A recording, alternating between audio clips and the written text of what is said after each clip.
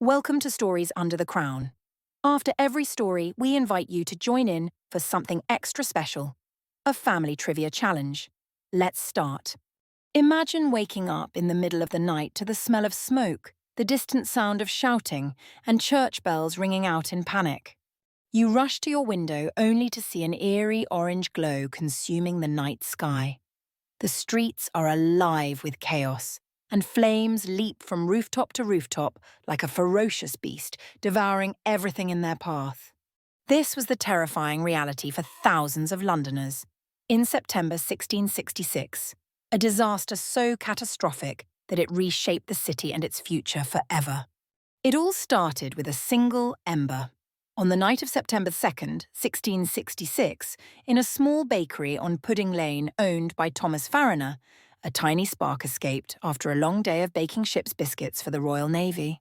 Fariner likely underestimated the danger. After all, the bakery had survived countless nights of intense heat and embers.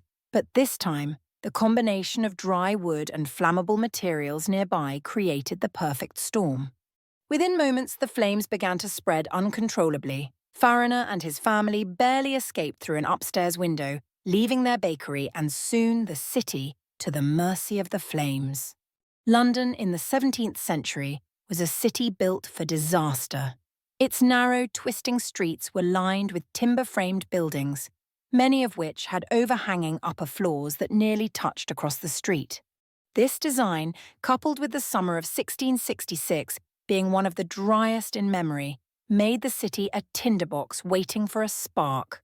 Water sources were running low, and the strong eastern winds on the night of the fire acted as an accelerant, turning the streets into a highway for destruction. As the fire spread, chaos erupted. Families scrambled to save what they could, dragging carts filled with clothes, food, and valuables through smoke-choked streets.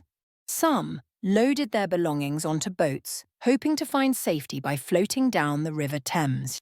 The air was filled with the sounds of panic, children crying, horses neighing, and the ever-present crackling of flames. For many, the realization dawned too late. There was no way to save their homes. The firefighting methods of the time were almost laughably inadequate by today's standards. The primary defense against the fire was the bucket brigade, a line of neighbours passing buckets of water hand to hand from wells or the Thames. It was slow, exhausting, and woefully ineffective against a fire of this scale. Other tools included fire hooks and long poles used to pull down buildings to create fire breaks.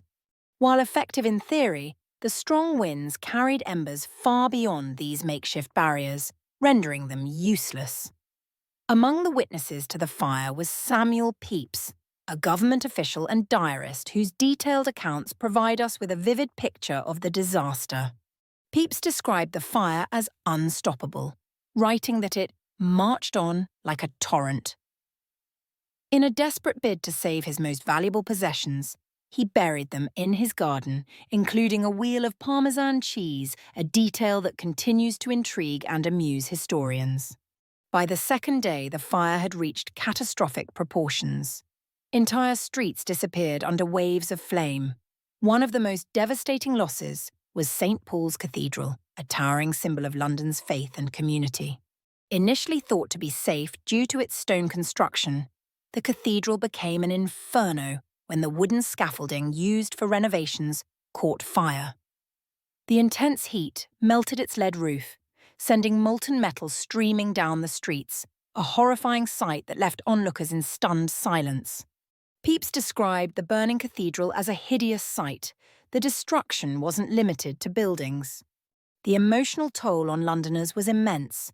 Imagine losing not just your home, but your neighbourhood, your friends, and the familiar streets that defined your daily life.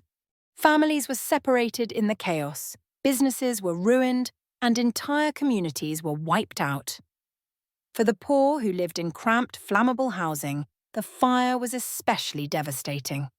Amid the chaos, rumours began to spread. Some blamed the French or Dutch, as England was at war with both nations at the time. Others accused Catholics of starting the fire as part of a conspiracy. These rumours fueled fear and led to violence against foreigners and religious minorities. highlighting how disaster often brings out both the best and worst in human nature. By September the 6th, the fire finally began to die down, leaving a smouldering, ash-covered city in its wake. Over 13,000 homes, 87 churches, and countless businesses were destroyed. Official records claim only 6 lives were lost, but this number is almost certainly an undercount. Historians believe the true death toll was much higher, particularly among the poor and unrecorded. The challenge of rebuilding London was immense, but it also offered an unprecedented opportunity for change.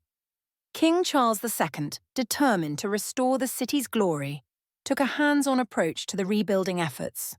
He worked closely with architects like Sir Christopher Wren to reimagine London as a safer, more modern city. New building regulations were introduced, requiring structures to be made of brick and stone instead of wood. Streets were widened, and the chaotic maze of narrow alleys was replaced with a more organized layout. These changes weren't just practical, they symbolized a city rising from its ashes, determined to prevent such a disaster from happening again. One of the most iconic results of the rebuilding effort was the new St. Paul's Cathedral. Designed by Christopher Wren, the cathedral featured a magnificent dome that became a symbol of hope and resilience. Today it stands as one of London's most famous landmarks, a reminder of both the fire's destruction and the city's ability to rebuild and thrive. Remarkably, the fire had an unexpected silver lining. By destroying infected houses and killing disease-carrying rats, it helped prevent the return of the plague that had devastated London just a year earlier. It's a strange twist of fate, a disaster that brought both destruction and a kind of cleansing renewal. The rebuilding process, however, was slow and fraught with challenges. It took more than 30 years for London to fully recover. The cost was immense, and many who had lost their homes struggled to rebuild their lives. Tensions over land ownership and property rights created new conflicts, as wealthier residents often claimed larger plots of land during the reconstruction. In the years that followed, the Great Fire became a defining moment in London's history.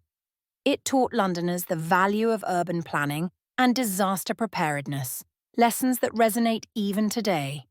From its ashes rose a city that was stronger, safer, and more beautiful, a testament to humanity's resilience and determination to rebuild in the face of catastrophe.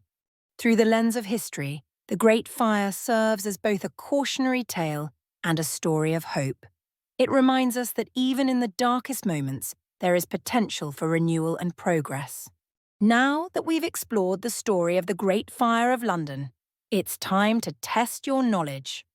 Gather your family and see who can answer the most questions correctly. We'll start with a few easy ones before diving into some tougher challenges. Ready? Let's go. Question 1. Where did the Great Fire of London start? Take a moment to think. It started in a very specific place.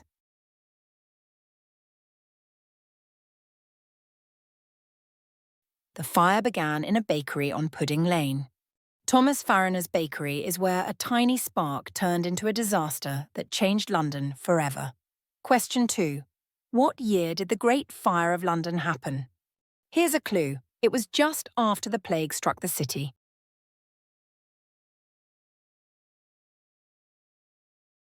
(1666). It's one of the most infamous years in London's history, combining the aftermath of the plague with the devastation of the fire. Question 3. How long did the fire burn? Not one day, not a week, somewhere in between.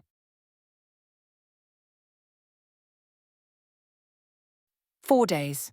The fire raged from September 2nd to September the 6th, 1666, before finally being brought under control. Question 4. What material were most of London's buildings made from in 1666? Hint. It wasn't exactly fireproof.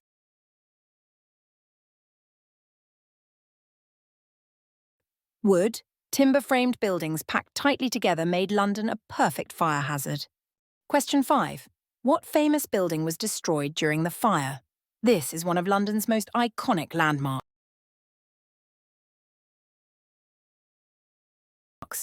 St. Paul's Cathedral. The old St. Paul's Cathedral was reduced to ashes but later rebuilt by Christopher Wren. Question 6. Who was the reigning monarch during the Great Fire of London?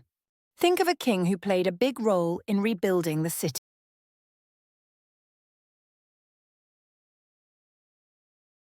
King Charles II. Charles II not only ruled during the fire, but also led efforts to rebuild London and prevent future disasters. Question 7. What method did people use to try to stop the fire? Think about what tools were available in the 17th century.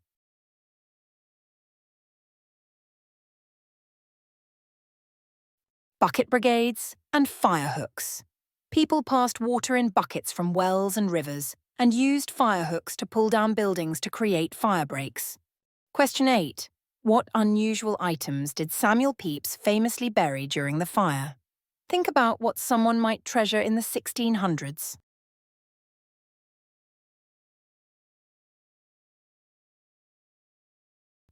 Cheese and wine. Samuel Pepys, a diarist, buried these to protect them from the flames. Question 9. How many homes were destroyed by the Great Fire? Here's a clue. It's in the thousands.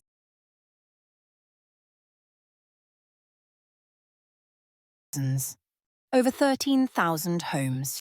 The fire destroyed nearly the entire city centre, leaving thousands of people homeless. Question 10. What surprising effect did the fire have on London's health? Hint. It had to do with another deadly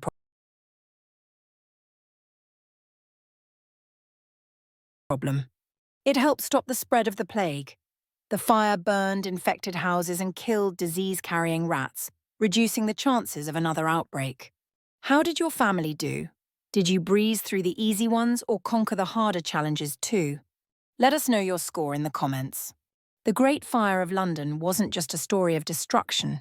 It's a tale of resilience and transformation. Don't forget to subscribe for more history stories and